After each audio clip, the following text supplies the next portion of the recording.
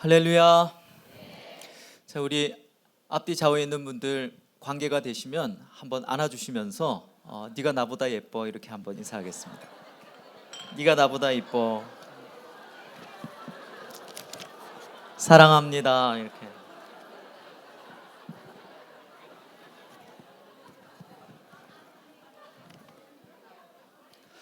어유, 내일 다 오프신가 봐요. 내일 다 휴일이신가요? 7시에 이렇게 많이 모이는 교회는 제가 처음 본 것 같아요. 여러분 대단하십니다. 하나님의 은혜가 여러분들과 함께 하실 줄로 믿습니다. 우리 청년들 오늘 나와서 저는 이거 무너지는 줄 알았어요. 또 성전 건축 새로 하는 줄 알았는데 결국 무너지지는 않네요. 너무 좋습니다. 이렇게 막 뛰고 또 우리 청년들 응원하시는 영적인 청년들까지 오셔서 함께 예배할 수 있는 것이 하나님 큰 은혜인 줄로 믿습니다. 생각하지 않는 것이 죄라는 말이 있죠. 아담의 죄는 선악과를 따먹은 죄가 아니고 생각하지 않은 죄다, 이런 의미가 이 안에 담겨 있습니다.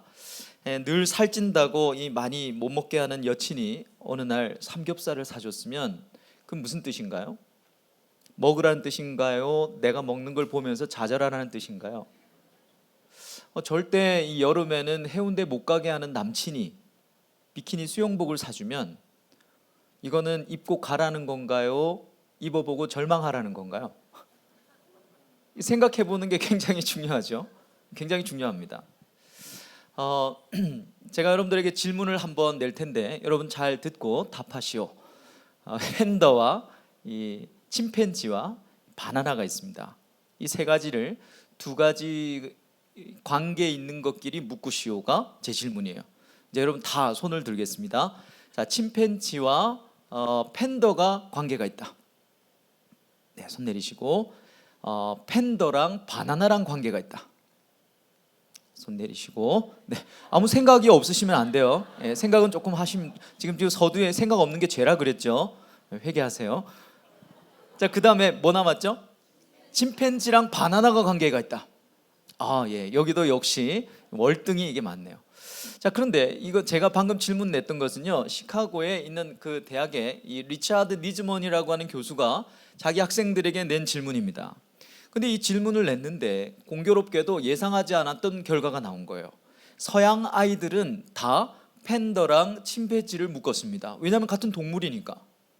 그런데 동양 아이들만 침팬지랑 바나나를 묶는 거예요. 그래서 서양 아이들이 뭐라 그랬냐면, 역시 동양의 이 사고는 판테스틱하다. 이해할 수가 없다. 어떻게 이 먹는 거랑 동물이 연관되냐? 근데 우리가 라직이 없는 게 아니죠. 우리도 이 나름대로의 라직이 있습니다. 원숭이 엉덩이는 빨개. 빨간 것은 맛있어. 아니, 사과인가요? 사과는 죄송합니다. 제가 너무 비약을 했군요. 그 다음에 뭐죠? 제가 지금 무서워서 그래요. 맛있는 건 바나나. 봐요, 우리에게도 라직이 있잖아요. 그런데 사실은 이런 거를 뭐라 그러냐면 초기값 이론, 그렇게 얘기합니다. 그러니까 어떤 것에 대해서 자기가 기본적으로 갖고 있는 초기값이 있어요.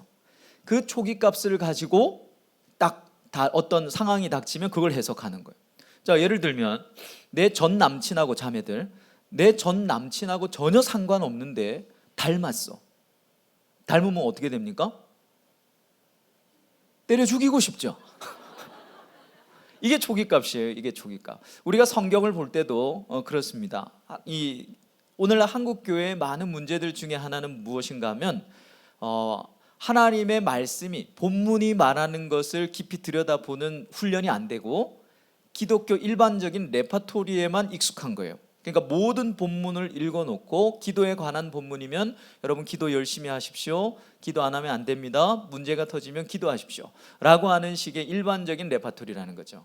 자, 우리가 이 과거에 살아오면서 과거에 대한 해석이 있어요. 그 과거에 대한 해석은 우리의 초기값이라고 할 수 있죠. 여러분, 과거에 대한 그 기억은 여러분들의 상처입니까? 아니면 하나님의 은혜라고 생각하십니까?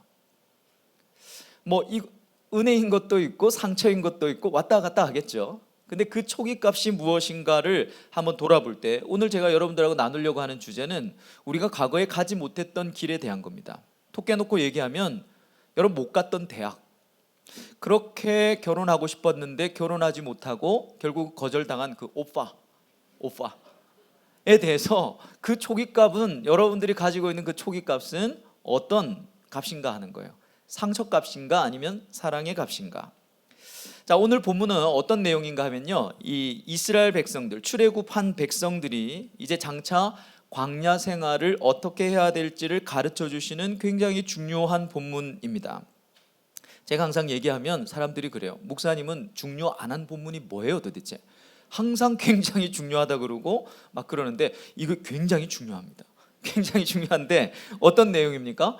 이제 이스라엘 백성들이 출애굽을 했는데 누가 따라왔어요?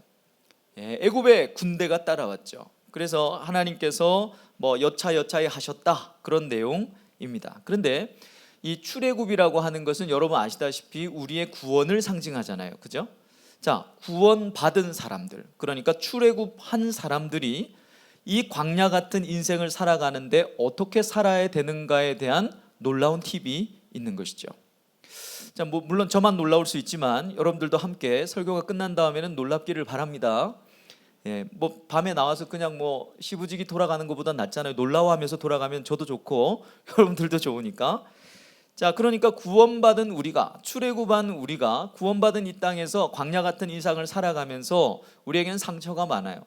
내가 그 대학 꼭 가고 싶었는데, 그 직장 꼭 가고 싶었는데, 임용고시 내가 꼭 합격하고 싶었는데 안 됐던 수많은 것들. 우리 권사님들도 그렇잖아요. 그때 어릴 때 꼭 그 오빠랑 시집가고 그 오빠한테 시집가고 싶었는데 권사님들 어떻습니까? 내가 모르니까 이런 소리 하는 거죠. 이 인간하고 뭐 이렇게 하면서 뭐 이렇게 많이들 하시더라고요. 자, 과거에 대한 우리의 어떤 그 인생의 그 상처와 아니면 이 상처인지 아니면 사랑인지 우리가 한번 생각해 보기를 바랍니다. 17절 말씀인데요. 우리 같이 한번 읽어 볼까요? 17절 다시 한번 읽겠습니다. 자, 시작. 바로가 백성을 보낸 후에 하나님이 그들을 그 길로 인도하지 아니하셨으니 이는 하나님이 말씀하시기를 이 백성이 전쟁을 하게 되면 마음을 돌이켜 애굽으로 돌이킬까 하셨습니다. 자, 하나님께서 전쟁을 보면 돌이킬 것 같다 생각하시면서 어느 길로 인도하셨죠?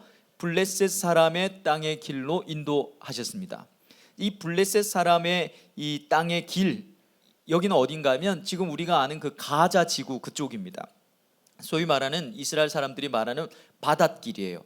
이 바닷길로 가면 굉장히 평평하고 편합니다. 광야가 아니에요. 한 4일에서 5일 정도 하면 다 당도할 수 있는 굉장히 편하고 빠른 길입니다. 그런데 하나님께서 못 가게 막으셨다는 거예요. 그 이유가 뭡니까? 17절의 말씀에 보시면 백성이 전쟁을 보면 다시 애굽으로 돌아갈까 해서, 직역을 하면 전쟁으로 낙심하여 돌아가지 못하도록 하기 위해서 하나님께서 그 길을 막으셨다는 거예요. 자, 대신에 주신 길이 있습니다. 블레셋 사람들의 땅의 길은 편하지만 못 가게 하셨고 대신 주신 길이 있는데 18절입니다. 한 번 더 같이 읽을까요? 자, 시작. 그러므로 하나님이 홍해의 광야길로 돌려 백성을 인도하시매 이스라엘 자손이 애굽 땅에서 대열을 지어 나올 때, 자, 어느 길로 가게 하셨죠? 홍해의 광야길. 이게 히브리어로 보면 얌숲이라고 되어 있습니다. 얌숲.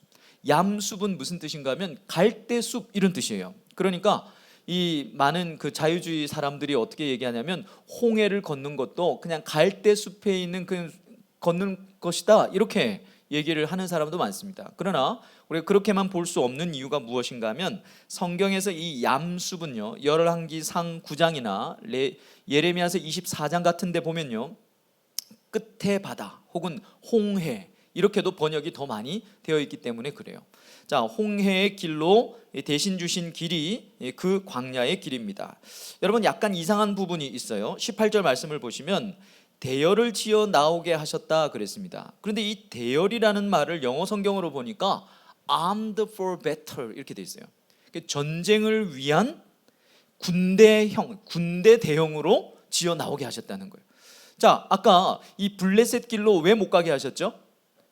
전쟁을 보면 마음을 돌이켜서 애굽으로 돌아갈까봐 전쟁을 안 보도록 하기 위해서 그 길로 못 가게 하셨던 것 같은데, 근데 다른 길로 가게 하시면서 이 배틀, 전쟁을 위한 군대 대형을 지어서 가게 하셨다는 거예요. 자, 여러분, 이것은 전쟁을 피하게 하려고 블레셋 길로 못 가게 하셨다는 뜻입니까? 여기서 우리가 생각을 해봐야 되겠죠. 마치 전쟁을 피해서 이쪽 길로 가게 하셨는데 사실은 전쟁을 준비시키고 계시는 듯한 느낌이 든단 말이죠. 마치 여친의 삼겹살과 남친의 비키니하고 비슷한 거예요. 이게 뭐 가라는 거야? 말라는 거야? 왜 하나님께서 이렇게 하셨을까?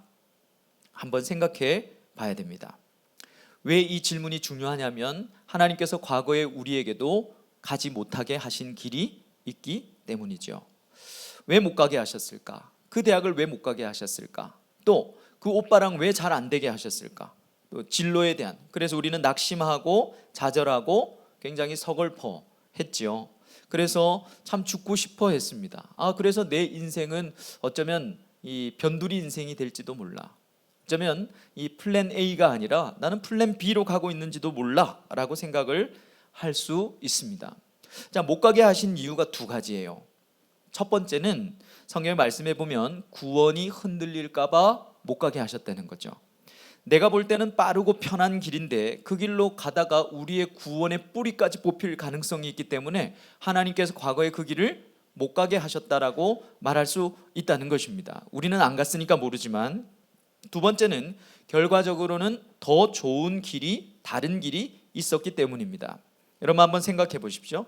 전쟁을 피하도록 블레셋 길을 못 가게 하셨지만 광야길에 전쟁이 있었습니까? 없었습니까? 거의 전쟁으로 막 도배를 해놓은 길이었잖아요.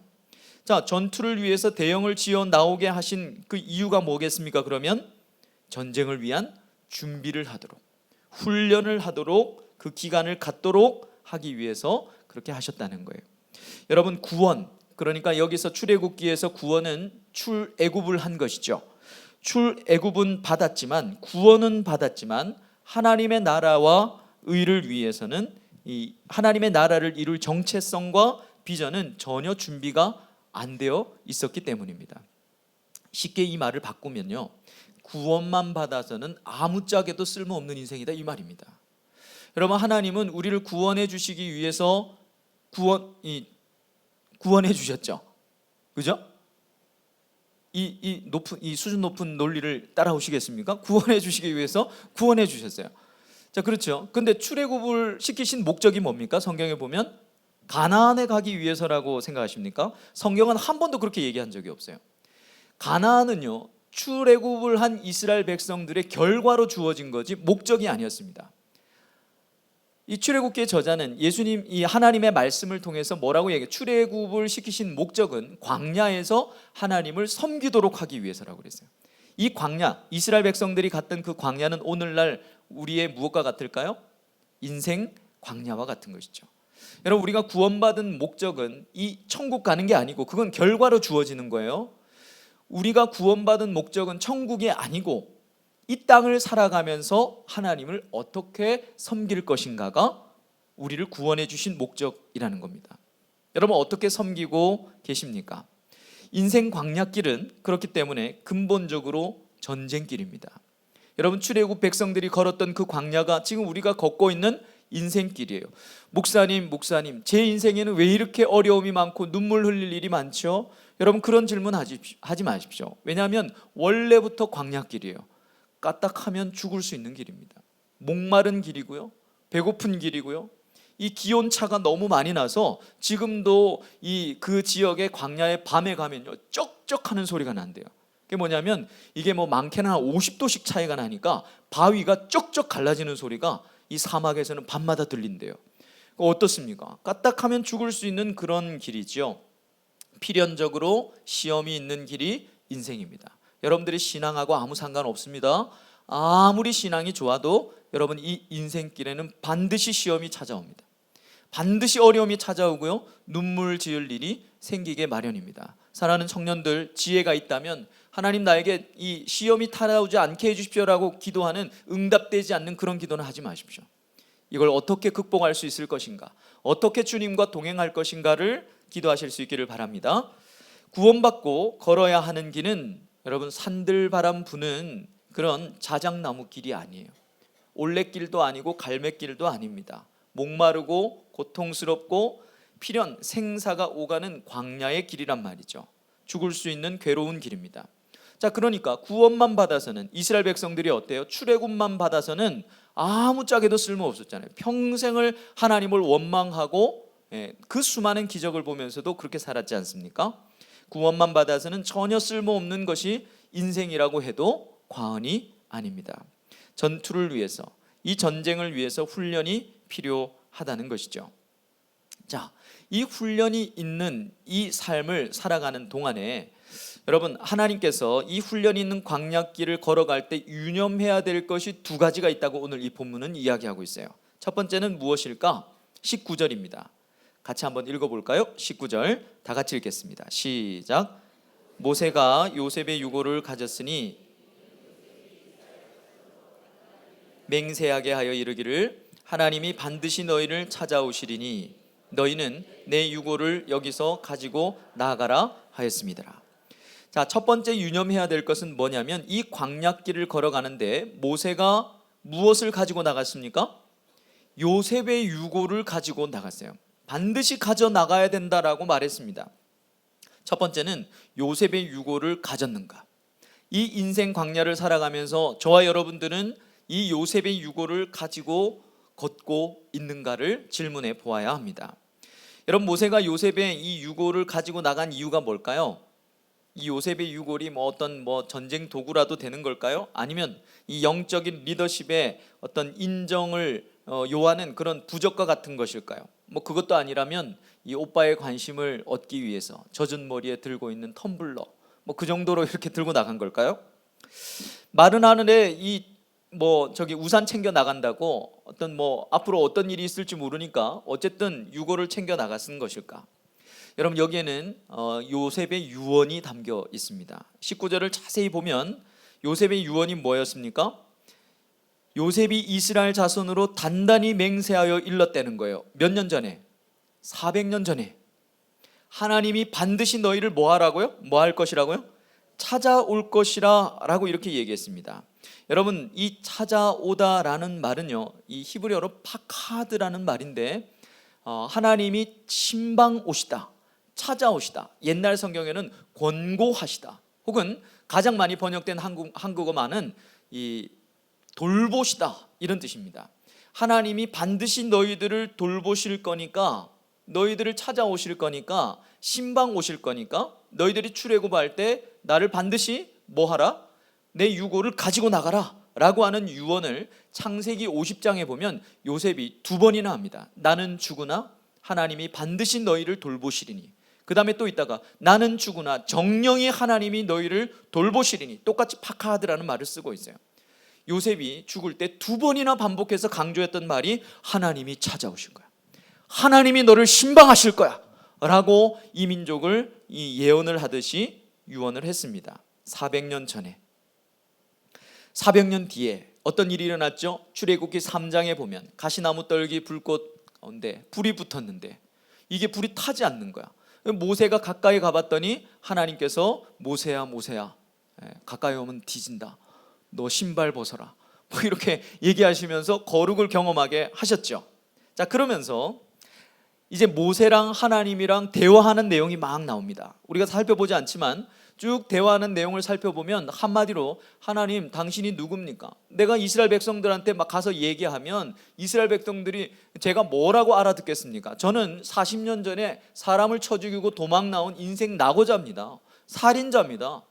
제가 그런 사람인데 그렇게 가서 하나님이 나에게 말씀하셨다 그러면 누가 알아먹겠습니까? 누가 인정해 주겠습니까? 그랬더니 하나님께서 당신을 뭐라고 소개하는가 하면 나는 너희를 돌보는 하나님이라.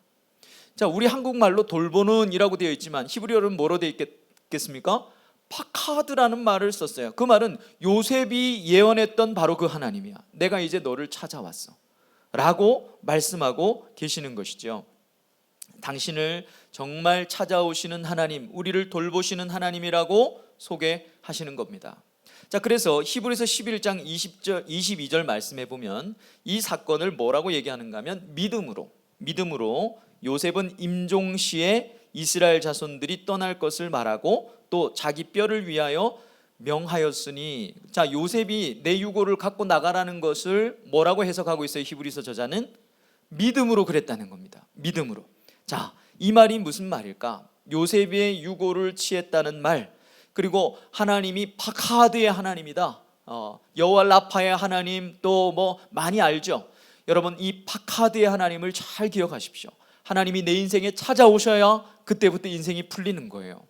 자, 그런데 이 파카드라는 말은 언제 쓰였냐면요, 한날을 하나님께서 파카드 하시사 그에게 누구를 보내십니까? 누구를 주십니까? 아들 사무엘을 낳게 하세요.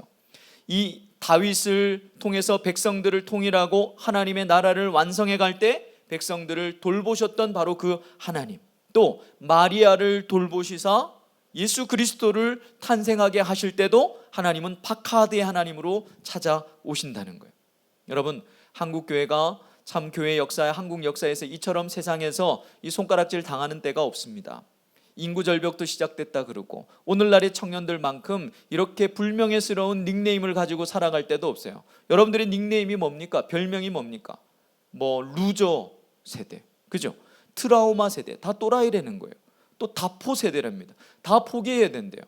그래야 살 수 있답니다. 88만 원 세대랍니다. 정규 4년제 대학을 졸업하고 받는 금액이 고작 그거랍니다.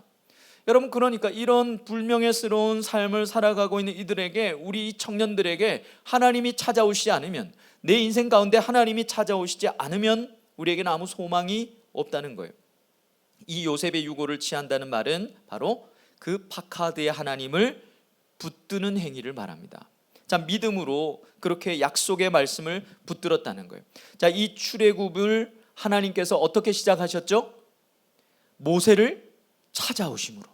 그렇죠? 이 출애굽의 사건, 이제 가나안까지 가게 되는 이 구원의 사역을 어떻게 시작하셨는가 하면 하나님께서 모세를 파카드 하심으로, 신방 오심으로, 돌보심으로 시작되었습니다. 자, 그때 이 요셉의 유고를 취했다는 말은 결국 그 파카드의 하나님이 이 출애굽의 사역을 이루실 것을 믿는 결단이라는 것입니다. 자, 그러면 여러분, 우리의 인생이 광야길이라 그랬죠. 이 취해야 될, 우리가 이 광야길에 걸어가면서 취해야 될 이 요셉의 유골은 뭘까요? 하나님의 약속이죠. 하나님의 말씀을 붙들고 이 광야길을 걸어가고 있는가? 난 부족하지만 하나님께서 반드시 나를 신방하셔서 나를 돌보실 것이고, 또 내가 지금 구원을 얻었지만 내 구원이 완성되는 이 길을 나는 온전히 마칠 수 없지만 착한 일을, 선한 일을 시작하신 그분이 마칠 줄을 믿고 하나님 앞에 가는 것, 우리가 하나님의 말씀을 붙들고 가야 하는 것입니다. 하나님 말씀 없이 이 광야길은 갈 수가 없단 말이죠. 여러분, 우리의 인생 광야길 취해야 될 요셉의 유골은 그러므로 바로 하나님의 약속의 말씀입니다. 여러분, 우리에게도 가지 못하게 하신 길이 있어요. 학업, 그리고 거절당한 사랑, 이런 것들 때문에 좌절하고 낙담하고 죽고 싶은 그런 마음이 있었습니다. 그래서 지금 모든 그리스도인들이 공교롭게도 묘하게 어떤 사고를 갖고 살아가는가 하면, 내가 지금 걸어가고 있는 이 길은 플랜 A가 아니라 어쩔 수 없어서 하나님께서 나에게 인도하신 플랜 B라고 생각하는 사람들이 너무 많더라는 것입니다.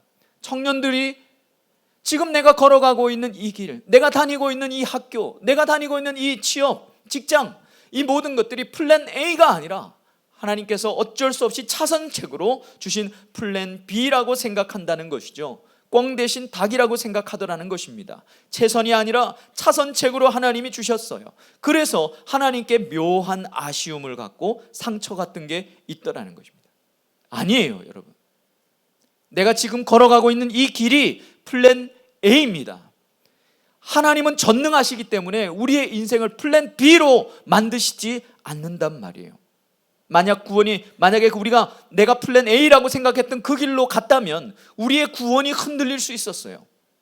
더 좋은 길이 있기 때문에 하나님께서 지금 이 길을 걷고 있다는 사실을 우리는 인정하는 믿음이 필요합니다.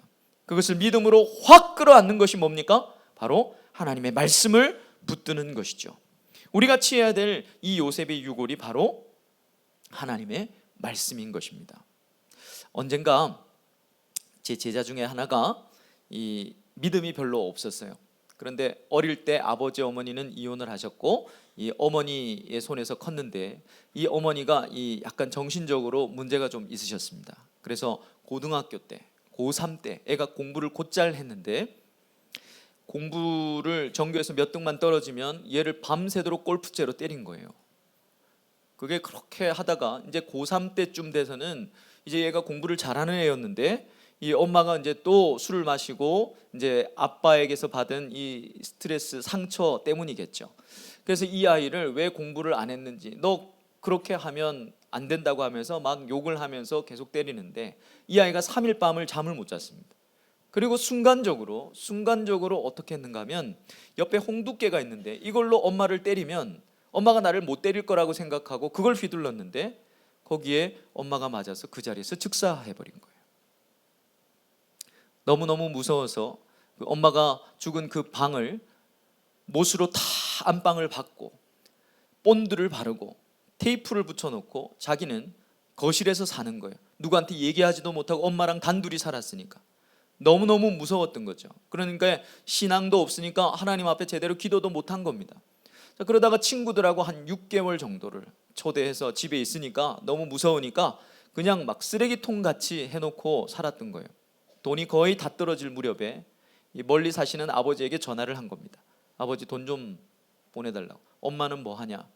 엄마는 친구들하고 멀리 외국으로 여행을 갔어요. 근데 아빠가 아무리 전해도 뭔가 이상한 거예요. 그때 하나님께서 이 가정을 만지시기 시작했는데 아버지는 완전히 믿지 않는 분입니다. 그런데 그 아들이 전화 오기 며칠 전에 이분이 아주 충격적으로 예수님을 만났어요. 어떻게 만났는가 하면 새벽까지 일을 하시는데 새벽에 갑자기 배가 너무 아파가지고 화장실을 가야 되는데 화장실이 아무도 없는데요. 근데 이 새벽 기도를 한다고 이 교회가 불이 켜져 있는 거죠. 그래서 막 부랴부랴 들어가서 화장실에서 볼일을 보는데 화장실 사로사로마다 뭐가 적혀 있겠습니까? 말씀이 적혀 있는 거예요. 여러분 그거 꼭 해야 되겠습니다. 그거를 읽다가요 이분이 그냥 성령에 강하게 압도하시면서 거기서 울고불고 난리가 난 거예요. 스스로 저한테 그렇게 고백하셨어요. 왜 그런지 모르겠는데 그 말씀을 읽는데 자기 인생에 하나님이 찾아오시는 것 같더래요. 그래서 막 울면서 하나님 앞에 다시 신앙생활을 아마 어릴 때 좀 하셨겠죠. 신앙생활을 하기로 결정하고 그렇게 회심하고 교회를 나간 지 이제 한두 주 된 그 상황에서 아이한테 전화가 온 거예요. 너무 이상해서 찾아갔는데 아이가 집에 들어오지 못하게 하는 거예요. 막 절대로 못 들어오게 하는 거예요. 그래서 엄마도 없다고 하면서 그래서 가다가 이제 알았다 그러고 돈을 좀 쥐어주고 오다가 너무 이상해서 경찰에게 신고를 한 거예요. 나랑 같이 좀 들어가 봅시다. 들어갔는데 거실이 완전히 엉망진창이 되어 있고 문이 이렇게 막 다 발려 있는 거예요. 경찰이 당연히 땄겠죠. 거기에 6개월 동안 썩어가는 엄마의 시체가 거기 있었습니다. 이건 여러분 지군의 이야기라고 대서특필됐던 이야기예요. 부모를 죽인 이 존속살인은 제가 그때 이 동작경찰서에 아는 분이 있어서 물어보니까 일단 존속살인은 재판을 받으면 10년부터 시작한대요. 그럼 얘는 이제 그냥 날아가 버린 거예요. 젊음이 날아가 버린 거예요. 사람들은 막 욕을 했습니다. 폐륜하라고 그러고 아주 인간 말종이라고 그러고 때려 죽여야 된다 그러고. 근데 이 아버지는 아주 냉철하신 분인데 예수를 만나면서 완전히 성령으로 뒤집어지신 분이죠. 그래서 재판장에 가서 무릎을 꿇고 엉엉 울면서 다 제 잘못입니다. 살려주십시오 하고 이 아이를 위해서 정말로 기도하고 부르짖었어요. 이제 마지막 선고를 앞두고 이제 제가 이제 그 감호소에 같이 갔습니다. 같이 가서 이제 기도하고 이 아이도 이제 몇 주 안 됐어요. 그 감옥에 있었지 몇 주 안 됐는데 어떻게 사니? 라고 이런저런 얘기를 하는데 이 아이가 놀라운 얘기를 했습니다. 목사님, 제가 하나님을 제대로 못 믿었던 것 같습니다. 그래서 지금 신약은 다 읽고 지금 구약의 열왕기를 읽고 있습니다. 몇 주 안 됐어요. 그런데 이 아이 얼굴이 막 화나다고 하는 건 거짓말이고 이 어머니를 그렇게 한 거에 대한 그 죄책감으로부터는 평생 배어나오지 못할 것 같아. 그러나 하나님께서 어떤 벌을 주시더라도 달게 받겠습니다. 그러면서 이 아이가 정말 하나님 앞에서 변화되는 모습을 봤어요. 변화되어 있는 모습을 봤어요. 하나님의 말씀으로 그 칠흑 같은 어두운 곳에서, 그 외롭고 두려운 곳에서 10대 아이가 얼마나 무섭겠습니까? 이제 자기 인생이 어떻게 될지도 모르는데요, 하나님이 찾아오셨다고 고백을 하더라고요. 말씀으로 찾아오셨다. 그 말씀을 붙드는 거예요. 아직까지 여리고 초보적인 신앙이지만 그걸 붙들고 살아가는데 선고가 났는데요, 정말 저는 하나님 앞에 감사했습니다. 물론 이 사건을 여러분들은 어떻게 보실지 모르겠지만 제 개인적으로 그분들이 어떻게 하나님 앞에, 그 아버지와 이 아들이, 이 지군이라고 소개된 이 아이가 어떻게 하나님 앞에 반응했는지는 알기 때문에 선고가 났는데요, 3년이 내려진 거예요. 물론 그것도 참 어떻게 사람마다 다르지만 모든 기자들이 좋게 써주기 시작하고 이 아이에 대해서 그래도 가능성이 있다라고 하는 것을 막 이야기하는 것을 보았습니다. 여러분, 우리 인생 광야길 어떤 변수가 우리에게 찾아올지 몰라요. 어떻게 걸어갈 수 있을지 알 수 없습니다. 여러분, 이미 나랑 똑같이 태어났지만 먼저 간 사람들이 있잖아요. 여러분, 사랑하는 친구들이 먼저 간 사람들도 있습니다. 여러분, 이 광야 인생길 어떻게 걸어가야 되는가? 요셉의 유고를 취하지 않고는 안 돼요. 우리의 이 구원 시작하신 이 구원은 반드시 하나님이 끝내실 것이다. 나는 하나님이 이 구원의 길을 다 걸어갈 수 없지만 하나님이 하실 것이다라고 하는 믿음의 행위, 요셉의 유고를 취하는 행위, 그게 뭡니까? 말씀을 붙드는 거예요. 여러분, 말씀을 붙드시기를 바랍니다. 그럴 때 하나님께서 여러분들에게 놀라운 일들을 행하실 거예요. 자, 두 번째는 21절 22절의 말씀에 보면 구름과 불기둥으로 함께 하신다 그랬습니다. 자, 그러니까 사실 이 기둥은 낮에는 불기둥, 밤에는 구름 기둥, 반대죠. 혹시 졸고 계실까 봐 반대죠. 자, 그래서 이 두 기둥이라고 생각하는데 사실은 민수기 9장에 보면 이건 한 기둥임을 알 수 있습니다. 낮에는 구름 기둥인데 밤에는 그 구름 기둥 안에서 불이 이렇게 올라오는 모형이라고 할 수 있어요. 자, 광야길이 그냥 여러분 인생 광야길이 그저 혹독한 훈련만 받는 길이 아니라는 뜻입니다. 21절 22절의 말씀에 보면 세 가지 약속을 하세요. 우리를 그냥 광야길로, 죽을 수도 있는 이 길로 혹독하게 내모시는 게 아니고 세 가지 약속이 있습니다. 이걸 우리가 잘 알아야 되겠죠? 자, 21절 22절 같이 한번 읽어보겠습니다. 다 같이 시작. 여호와께서 그들 앞에서 가시며 밤에는 불기둥을 그들에게 비추사 낮에나 밤이나 진행하게 하시니 낮에는 구름 기둥, 밤에는 불기둥이 백성 앞에서 떠나지 아니하니라. 자, 세 가지 약속 찾으셨습니까? 자, 첫째는 뭐예요? 앞서 가신대요.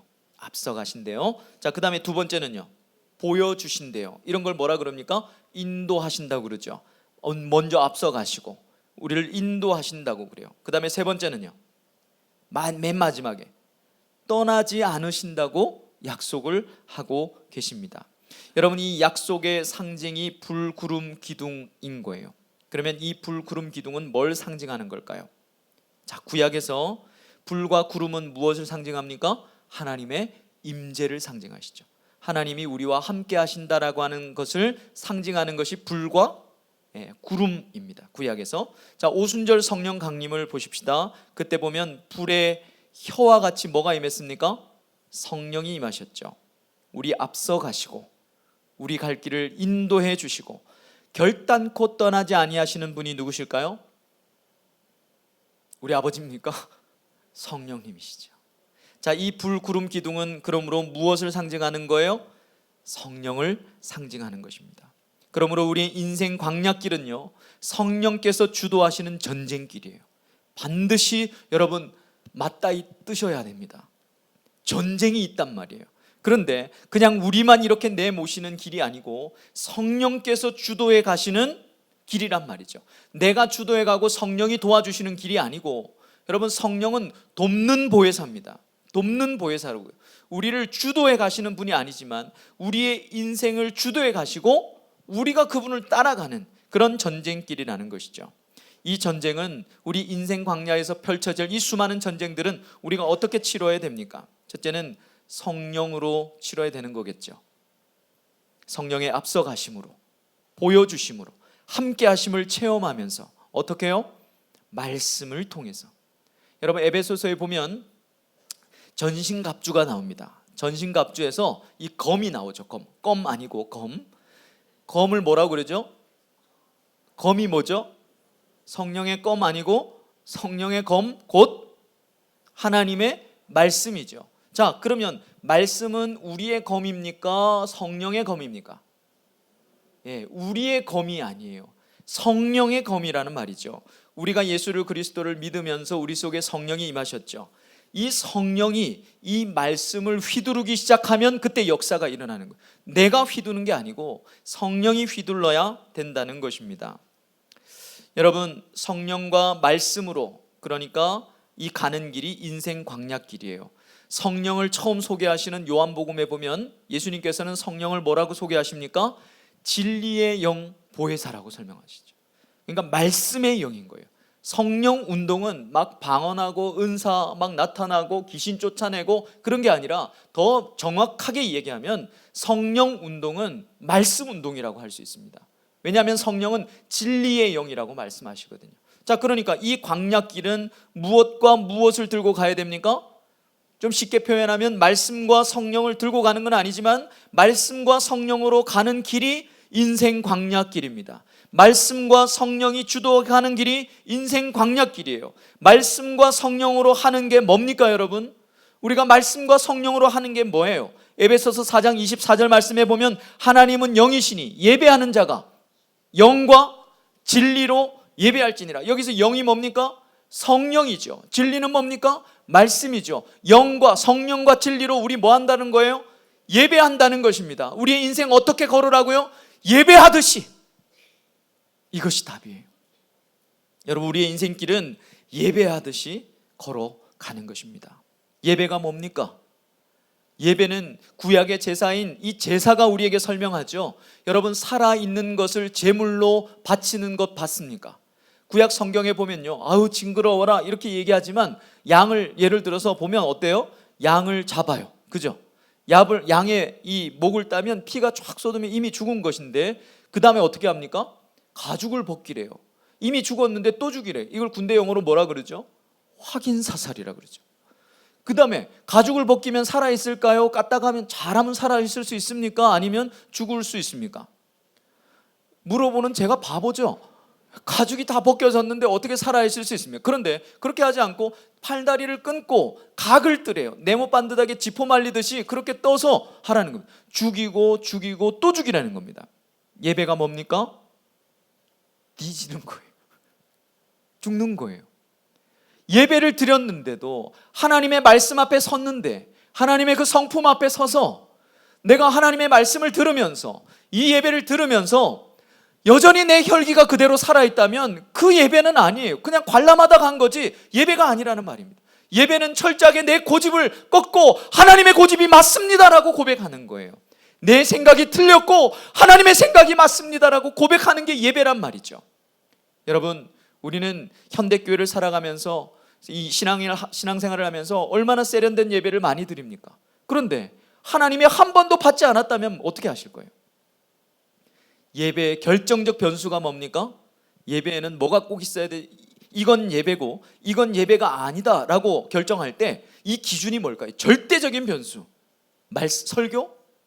아니면 찬양? 기도? 아니면 오늘 우리 형제자매들 나와서 했던 이 특송? 뭐가 없으면 예배가 아닐까요? 다 절대적인 변수는 아닙니다. 다 하나님을 높이는 방식이지만 예배인가 아닌가는요 딱 하나로 결정되는 거예요. 하나님이 받으시면 예배고 하나님이 받지 않으시면 내가 50년을 예배 드렸어도 그건 예배 드린 게 아니에요. 그렇지 않습니까, 여러분? 하나님이 받으시는 예배의 결정적인 조건은 죽는 것입니다. 여러분, 그렇게 우리가 성령과 말씀으로 이 광야길을 예배하듯이 걸어갈 수 있다는 것이죠.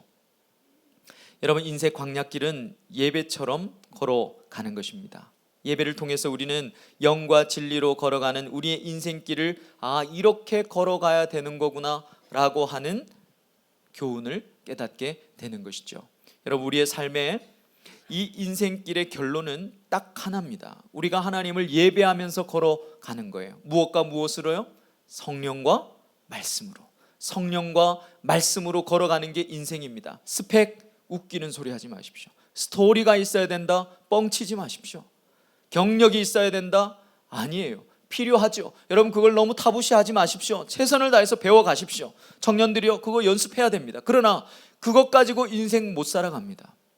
여러분, 제가 20년 넘게 청년들을 섬겼습니다. 많은 청년들이 S사도 가고 많이 갔습니다. 그런데 처음에는 직장 가고 또 고시하면서 이것저것 목사님 기도해 주세요 하는데, 옛날에는 한 직장에 들어가면 그게 이 항존직인 줄로 알아요. 우리 어른들은 그렇게 살 수 있었던 시대였습니다. 근데 지금은 그런 시대가 아니에요. 딱 3년 만에, 길게 가도 3년 만에 저한테 어떤 기도 제목 들고 오는지 아십니까? 권사님들, 집사님들, 이직을 위해서 기도하고 있습니다. 반드시 그 기도 제목 들고 오고 있어요. 너무 힘든 거죠. 너무 힘든 거죠. 인내가 없다, 끈기가 없다, 그렇게 말할 수 없습니다. 왜냐하면 적어도 제 나이까지는 기성세대들의 단물을 다 빨아먹고 살았어요. 그런데 지금 청년들은요, 빨아먹을 단물이 없습니다. 빨아먹을 단물이 없다고요. 이제는 인구 절벽이 시작되었다, 이 말은 무슨 말인가 하면, 이제 이 세상의 주력 세력들이 젊은이가 아닌 시대가 곧 온다는 거예요. 인구 피라미드가 역삼각형이 된다고 하죠. 2040년에는 정확하게 그런 모습이 될 거라고 얘기합니다. 이제는 젊은이들이 있죠. 이 세상에 우리가 살아왔던 때처럼 그렇게 주력 세력이 아닌 그런 시대가 시작된다는 말이죠. 우리가 지금처럼 이렇게 살아가면, 교회가 이렇게 세상에 손가락질 당하고 살면, 사랑하는 청년들 잘 들으십시오. 여러분들은 10년 안에 여러분들의 자녀를 만날 것입니다. 그런데 그 자녀들은 여러분들이 살아왔던 기독교 생태계에서는 못 삽니다. 세상이 바뀌고 있다는 거예요. 지금은 안티 크리스찬이티라고 그러죠. 나중에는 어떤 일이 일어날지 모릅니다. 기독교는 만약에 이렇게 간다는 게 조건이에요. 이렇게 간다면 기독교는 세상의 사회 악이 될 수도 있습니다. 테러가 일어날 수도 있다고요. 없어야 되는 사람들이라고 생각할 수도 있습니다. 그렇기 때문에 우리는 하나님 앞에 다시금 성령과 말씀으로 걸어가는 이 광야길을 회복해야 합니다. 인생 얼마나 사셨습니까? 20년, 30년 조금 넘게 사셨죠. 그거 사시면서 내가 원하는 대학에 못 갔고, 내가 원하는 사람과 사랑을 이루지 못했고, 또 내가 원하는 직장에 못 갔기 때문에 여러분들의 인생의 결론을 멋대로 내리지 마십시오. 하나님은 우리의 인생의 끝을 지고 계신 분이에요. 우리 인생의 결론이 뭐겠습니까? 여러분 다 살고 나서 살아가는 젊은이들, 여러분들의 인생의 결론은 뭐예요? 뭘 것 같습니까? 한마디로 말하면 할렐루야입니다. 우리의 인생 끝나고 나서 딱 한마디 할 수 있는 것은요, 하나님 은혜로 내가 살았노라, 하나님을 찬양합니다 라고 우리의 인생은 끝날 거예요. 그러니까 우리가 늘 할렐루야 하는 것은 내 인생의 끝이, 마침표가 할렐루야로 끝날 것이라는 사실을 우리가 믿음으로 고백하는 것이죠. 여러분, 요한계시록 마지막 장 마지막 절이 어떻게 끝납니까? 할렐루야 아멘으로 끝나죠. 여러분, 그것이 우리의 인생이라는 뜻입니다. 여러분들은 틀림없이 하나님께서 여러분들의 인생에 찾아오실 겁니다. 반드시 인도하실 거예요. 말씀을 정리하겠습니다. 인생은 가지 못하시게 하신 길이 많이 있습니다.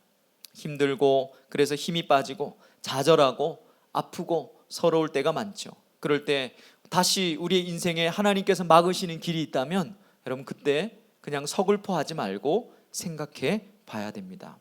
이유가 있다는 거예요. 어쩌면 그 길을 막으신 이유는, 우리의 그 길로 갔다면 우리의 구원이 뿌리째 흔들릴 수 있었기 때문입니다. 그리고 그 길을 막으신 이유는요, 편하고 빠른 길처럼 보이지만 그 길을 막으신 이유는 우리에게 더 좋은 길이 있기 때문입니다. 사랑하는 젊은이들, 지금 내가 걷고 있는 이 길이 플랜 A라는 사실을 영적으로 해석해내지 못하면 여러분들의 미래는 없습니다. 여러분들이 지금 다니고 있는 학교가 플랜 B가 아니라 플랜 A라는 사실을 확인하지 못하면, 하나님 앞에서 정말로 그렇게 고백하지 못하면 여러분들의 인생은 없을 수도 있어요. 이 길을 가기 위해서 우리는 말씀이라는 요셉의 유고를 취해야 합니다. 하나님의 말씀을 붙드는 것이죠. 하나님께서 내 이 구원의, 이 출애굽이라고 하는 이 구원의 역사를 시작하셨으니까 하나님께서 끝내실 것이다. 나는 할 수 없지만 하나님이 이 구원의 길을 끝내실 것이다 라고 하는 그 믿음으로 요셉의 유고를 취하는 행위가 뭐예요? 말씀을 붙들고 사는 거예요. 누가 뭐래도 하늘이 두 쪽 나도 하나님의 말씀을 붙들고 사시기를 바랍니다.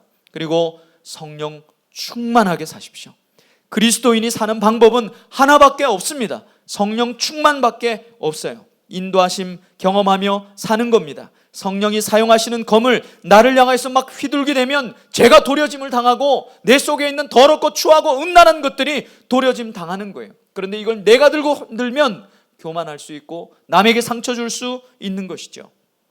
결국 말씀입니다. 그러므로 여러분, 우리의 인생 광야길은 말씀과 성령으로 걸어가는 길인 줄로 믿습니다. 예배하듯이 주님은 예배가 성령과 말씀으로 드리는 거라 그랬죠. 그날에는 아버지께 예배 드릴 자들이 일어날 거라고 말씀하셨습니다.